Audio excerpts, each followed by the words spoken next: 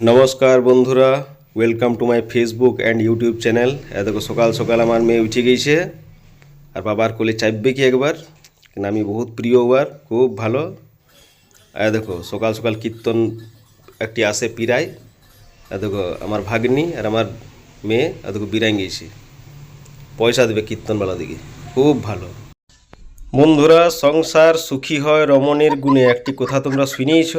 আমার বউ যদি মুখটা অল্প চুপ রাখতে পারে তো আমার মতো সুখী কেউ হবে না বন্ধুরা, একদম 200% বলছি তোমাদেরকে।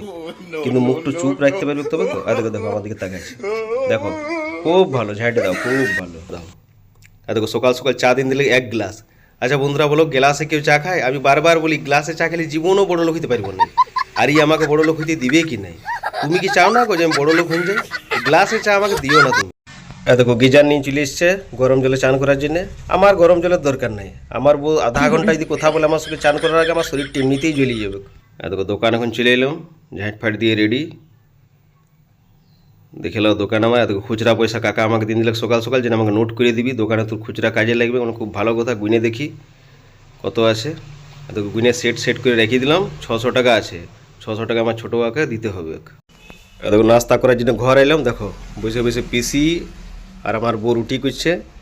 কেমন লাগছে তোমাকে গো? সেই কই মিল গিয়ে জাদুটার মতো লাগছে যে, এত ঢাকানি নিঞ্চু পুরা। আমাকে দিলে মুড়ি, মুড়ি খায় খায় জীবনটা আমার গেল। অথচ যখন সবাই মুড়ি খাইছে বন্ধুরা, শুধু বাঙালিরা আগে ছিল মুড়িতে ফেমাস, এখন সবাই খাইছে মুড়ি। খুব একটি বড় কথা লয়। চপ মুড়ি খুব সুন্দর লাগে, চপ মুড়ি রোজ রোজ দোকানে খাওয়া উচিত হলে, তার জন্য ঘরে মাঝে মাঝে খাইয়ে লিছি।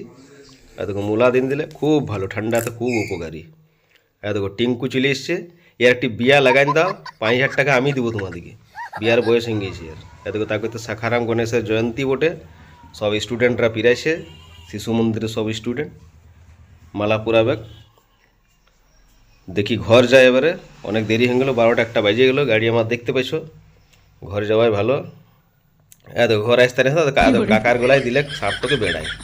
আচ্ছা তোমাকে বেড়াবার কি দরকার? হে তোমারও তো মজা লাগছে, দিবেক সাপটা ঈদের তো ডমিছে তো বুঝতে পারবে মজা। এটা উত্তম কাকা বটে আমার পাশের ঘরে। দোকানদার সাপটাকে ঝড়িয়ে ভিতরে ঢুকাও, আমার তো এগুলো খুবই ভয় লাগে। তো বন্ধুরা, ভিডিওটা ভালো লাগলে লাইক শেয়ার কমেন্ট নিশ্চয়ই করবে, কেমন?